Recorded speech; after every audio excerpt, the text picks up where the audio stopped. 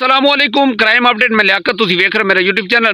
पूरे पंजाब दा इश्तिहारी criminal record याफ्ता दौरान डकैती लोगों दे नाल ज्यादती करन वाला और दौरान डकैती लोगों नू जानू मारन वाला नज़ीर उर्फ नज़ीरा ए कबीर वाला दे विच सीसीडी पुलिस मुकाबले दे विच फुल पर आई हुई है। और दूसरी जिहड़ी अपडेट है वो सरगोदा दा एक नवाई पिंड है ठट्टी लब्बी, उत्थे डकैती हुई है और डकैती के दौरान जनाब उन्होंने मुजामत की है और मुकम्मल तफसील दे नाल तुहाडे नाल डिस्कस करांगे। साडे इस चैनल सब्सक्राइब करो, बेल आइकन बटन प्रेस करो और वीडियो नू शेयर करो। जी दोस्तों, मैं खराज तहसीन पेश करना सोहेल जफर चट्ठा साहब नू। यकीन करो जिन्हों ने इस CCD का चार्ज संभालिया है और जितने ही जराइम पेशा अफराद हैं उन्होंने कैफे किरदार तक पहुँचाया है। जुर्म दे विच जिहड़े मुलविस हैं जराइम पेशा जिन्होंने लोगों के घर उजाड़े मनशियात नू हथ लैके और उन्होंने निस्तो नाबूद किया सोहेल जफर चट्ठा साहब ने। और CCD अलहमदुलिल्लाह अज भी जनाब डंके की चोट ते काम कर रही है और जिहड़े जराइम पेशा अफराद हैं लोगों गरीब लोगों तंग कर रहे हैं उन्होंने कैफे किरदार तक पहुँचा रही है। जी दोस्तों, बड़े बड़े मुकाबले हुए ने फैसलाबाद दे विच। यकीन करो पता नहीं कितने गिरोह आए जनाब, ए जिहड़े गैंग आए जिहड़े जनाब डकैतियां दे विच नामी ग्रामी आए, दर्जना की 100 मुकदमे दे विच CCD पुलिस नू मतलूब आए और ए पंजाब पुलिस दे हत्थी नहीं से आ रहे और CCD ने आके जनाब इन्हों नत्थ पाई है और इन्हों कैफे किरदार तक पहुँचाया है। अच्छा, बाज़ बंदे कहते हैं जनाब ये अपने कोलू जनाब शवायद बना के ना ते इन्हों कैफे किरदार तक पहुँचा देंगे ने, लेकिन नहीं यार। जदों भी सोशल मीडिया का देखो तुसी, सोशल मीडिया ते बड़े बड़े क्रिमिनल जिहड़े रिकॉर्ड याफ्ता ने उन्हां दी वीडियो आई ने जिहड़े जनाब लोकां दे नाल जबरदस्ती ज्यादती और यकीन करो कि बेगुनाह बंदियां नूं ओह जानू मार देंदे ने। साड़ी सोच तो वध के ऐसे जराइम पेशा अफराद हैं जिहड़े जनाब रिकॉर्ड कुन जनाब मुकदमे दे विच CCD पुलिस नूं मतलूब आन, पंजाब पुलिस नूं मतलूब आन और कई ऐसे ने जनाब जिन्होंने CCD ने कैफे किरदार तक पहुँचाया है। ए हुण जिहड़ा तुहाडे नाल डिस्कस करांगे ए नज़ीरा ओड है। ये खानेवाल दे विच जनाब इन्हें अन्नी पाई हुई सी, कई ऐसे ज़िले इन्हें अपनी लपेट दे विच लाए हुए सी, ग्रुपबंदी करके अपने गैंग नूं जनाब इन्होंने बड़ा बढ़ाया हुआ सी।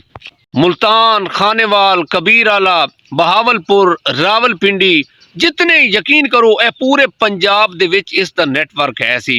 ए पहले जनाब डकैती करनी, डकैती दौरान अगर किसी बंदे ने गलती दे नाल मुजामत की, अगू बुरा भला किया या इन्हों कुछ ना दिता तो ये जान तू भी मार देंदे हैं। इस गैंग दे विच बड़े बंदे अपना मुलविस हैं जिन्होंने जनाब CCD लभ रही है और चुन चुन के कैफे किरदार तक पहुँचा रही है।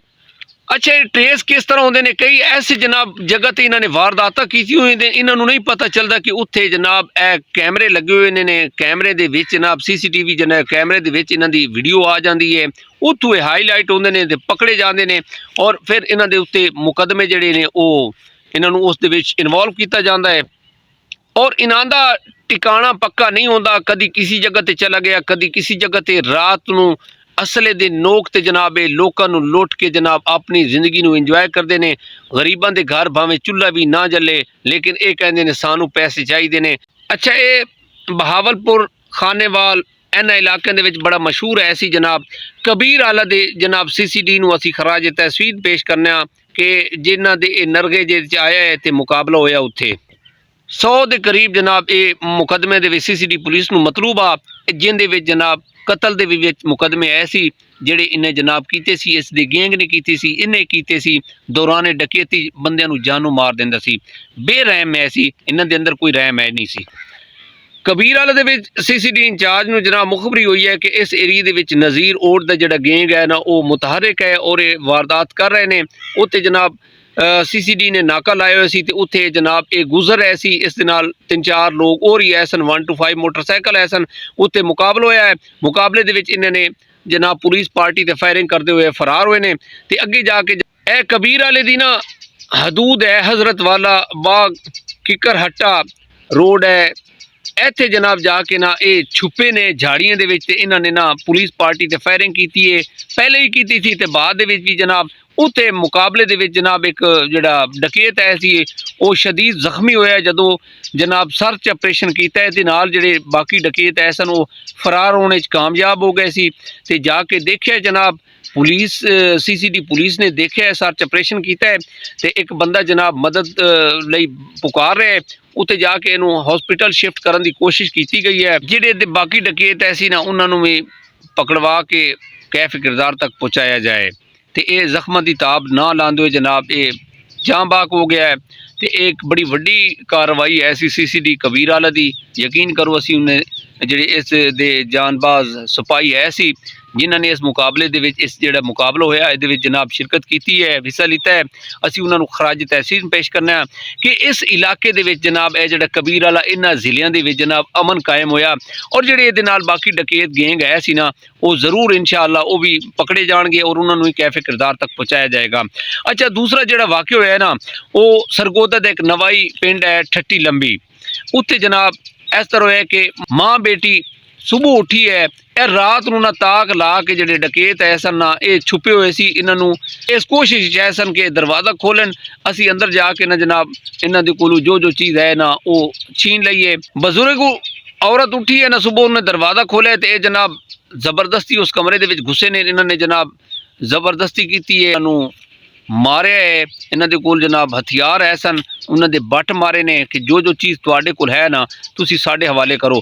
ਇਸ ਔਰਤ ਦੀ ਜਿਹੜੀ ਬੇਟੀ ਹੈ ਨਾ ਉਹਦਾ ਵਿਆਹ ਸੀ ਕੁਛ ਦਿਨਾਂ ਤੋਂ ਬਾਅਦ ਤੇ ਉਸ ਵਿਚਾਰੀ ਕੋਲ ਜੋ ਹੈ ਸੀ ਨਾ ਸੋਨਾ, ਉਸ ਤੋਂ ਬਾਅਦ ਨਕਦੀ ਔਰ ਜੋ ਇਹਨਾਂ ਨੇ ਕੋਈ ਕੱਪੜੇ ਵਗੈਰਾ ਜੋ ਹੈ ਸੀ ਉਹ ਇਹ ਲੈ ਕੇ ਫਰਾਰ ਹੋਣੇ 'ਚ ਕਾਮਯਾਬ ਹੋ ਗਏ।